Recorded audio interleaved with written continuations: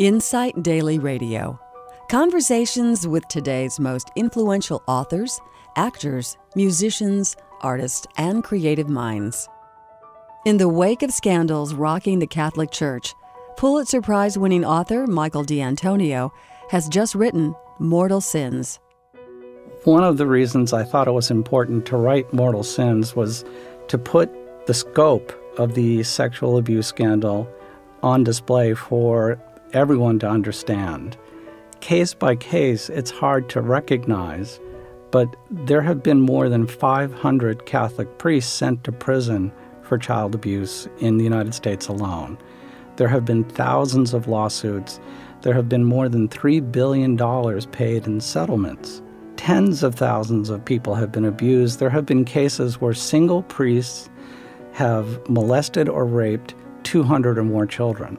As much as people might get upset with lawyers who bring lawsuits against big institutions, they perform an amazingly positive function on behalf of the little guy who's been abused. And in this case, American lawyers brought these suits. They forced documentation out of chanceries and church offices across America, and those implicated figures in other parts of the world. There are many, many cases yet to evolve and be resolved fully, and until something profound changes in the way the church encounters the world, these secrets are going to come out slowly, painfully, and continue to torture the institutional church.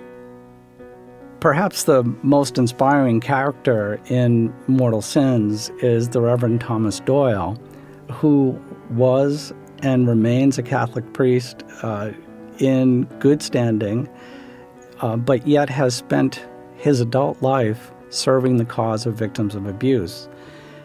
Tom first learned about this crisis while working at the Vatican Embassy in Washington, D.C. It was one of the highest posts that a priest could get before he became a bishop, and he was serving as an investigator.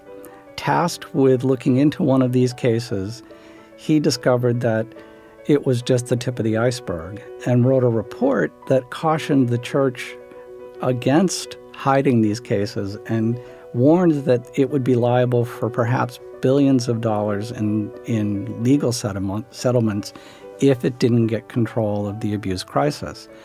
Tom was hounded out of that first job, found refuge as an Air Force chaplain, but continued to speak out on behalf of victims and was hounded out of that job. And today he's known by thousands of people as one of the few priests in the world who will stand up and challenge the hierarchy and speak on behalf of children who were abused. In Mortal Sins, I describe a revolution that's taking place in Catholicism that's quite similar to the Arab Spring. Now, for the first time, with global communications technology that makes it possible for people everywhere to know everything all at the same time, instead of having a monopoly on information, which the Vatican once enjoyed, it's actually at a disadvantage often.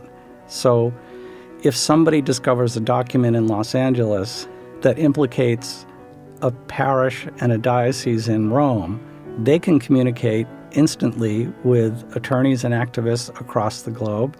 And the puzzle that was once impossible to put together can now be assembled thanks to, believe it or not, the internet. And it's the same fuel or the same technology that facilitated the Arab Spring. So again, you have in this uprising against an authoritarian church a democratic movement that is seeking the dignity of the individual against a hierarchy that has been authoritarian and accustomed to total control for more than 1,000 years. It's a truly shocking development and a new day for people everywhere. What I describe in Mortal Sins is a conflict between an imperial church that's really a monarchy, literally ruled by one person, and the principles of democracy and equality under the law. When people puzzle over the question of why the sex abuse scandal in the Catholic Church never ends, I think they can find an answer in the booming democracy movements that are on fire around the world. It's the same impulse, it's the same desire for self-esteem, for self-realization, for equality that drives someone to take to the street in Cairo or someone to stand in front of a tank. It's that yearning for dignity and for the same respect that every person merits just by being born on this planet. And I think in Mortal Sins, you find one of the very last vestiges of authoritarian control being challenged by people who are spiritually and politically and socially aware, with great effect and great success, and achieving justice on a plane that could not have been imagined 50 years ago. Well, there are two really important things to understand about the Catholic Church as a monarchy. The first scene in Mortal Sins is actually from 1870, and it shows the Italian army attacking the walls of the Vatican City State with cannon. And they breach the walls and enter Vatican City and end the hundreds of years reign of popes over a territorial country. Until 1870, popes were temporal leaders. They taxed territory, they raised armies, they were just like kings.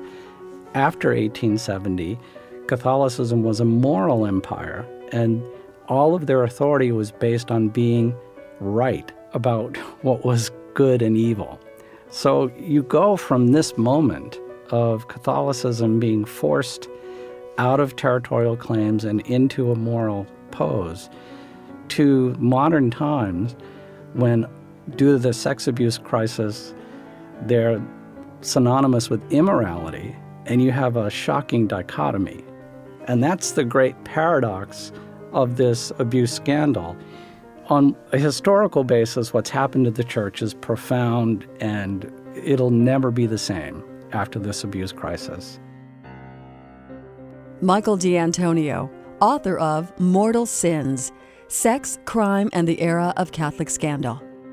There's more online, InsightDailyRadio.org.